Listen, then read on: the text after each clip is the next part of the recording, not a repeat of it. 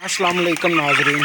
जी नाजरीन, कैसे हैं? अल्लाह पाक आप सबको अपना हिफ्ज़ मान रखे और अल्लाह पाक सब पर करम करे। अल्लाह पाक आप सबको अपने हिफ्ज़ मान रखे। जी नाजरीन, आज हम वीडियो बनाएंगे चूज़े को करेज़ा क्यों आता है और करेज़े की अलामत क्या है और करेज़े की कौन सी निशानी है।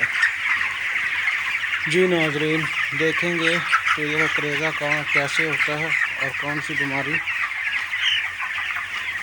करेज़ा। चूज़े को करेज़ा तो जैसे इंसान को नज़ला ज़ुकाम होता है, इसे करेज़ा कहते हैं। गला ख़राब हो जाता है, सांस की नाली बंद हो जाती है।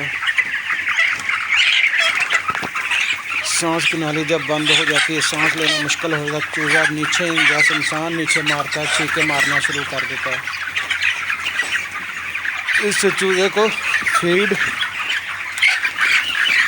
हजम नहीं होती है और चूज़ा डिस्टर्ब होना शुरू हो जाता है। करेज़ा जब होता है, चूज़ा वज़न भी नहीं करता और फीड भी कम खाता है।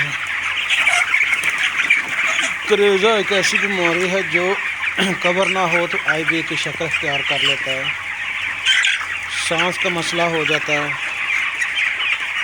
सांस लेना मुश्किल हो जाता है। इसके लिए फिर हम करेज़े के मेडिसिन एंटीबायोटिक होता है वो देते हैं। एंटीबायोटिक कोई भी आप देखते हैं, डॉक्सी शाकालीन भी दे सकते हैं। अगर करेज़ा कम हो तो फिर हम अमोनियम क्लोराइड सिरप वो भी देते हैं। अमोनियम क्लोराइड सिरप भी देते हैं और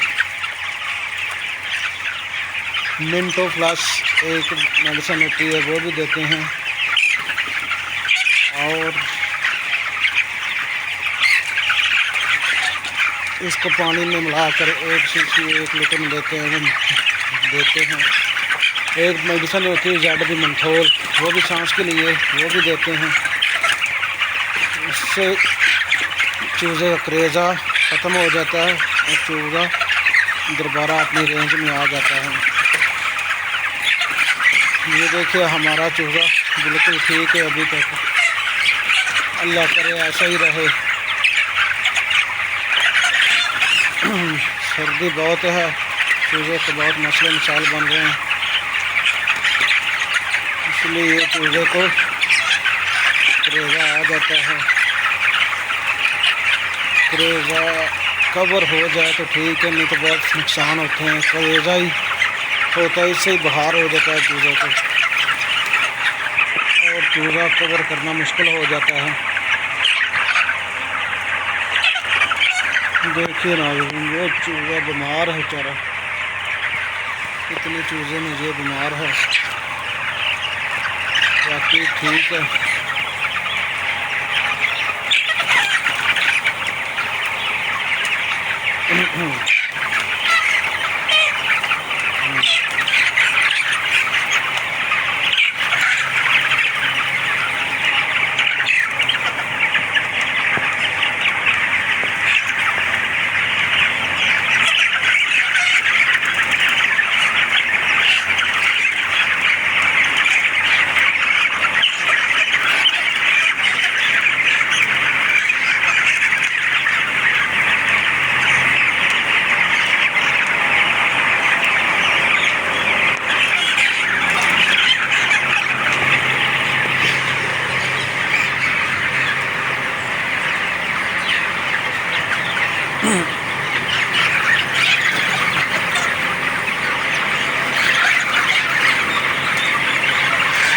और पतली लाइन से